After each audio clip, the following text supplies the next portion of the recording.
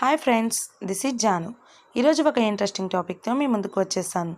మరి లేట్ చేయకుండా ఈ వీడియో స్టార్ట్ చేసేద్దామా? మొన్నటి వరకు వన్డేలు, టీ20 ఇంటర్నేషనల్స్ ఆడిన భారత క్రికెట్ జట్టు ఇక టెస్ట్ సిరీస్లకు సన్నద్ధమవుతుంది.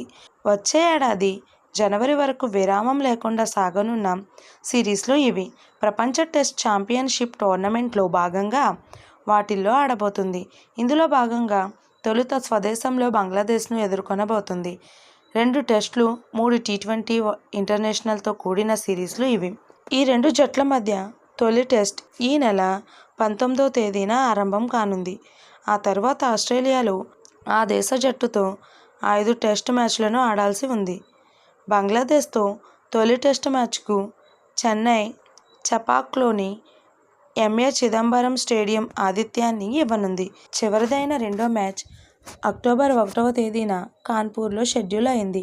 ఆ తర్వాత 3 మ్యాచ్ల టీ20 ఇంటర్నేషనల్స్ ఉంటాయి. ప్రస్తుతం టెస్టుల్లో తనకంటే ఎంతో బలమైన పాకిస్తాన్ను ఓడించిన ఊపులో ఉంది బంగ్లాదేశ్. ఈ ఏడాది మార్చి తర్వాత ఇప్పటి వరకు ఒక్క టెస్ట్ మ్యాచ్ కూడా ఆడింది లేదు టీమిండియా.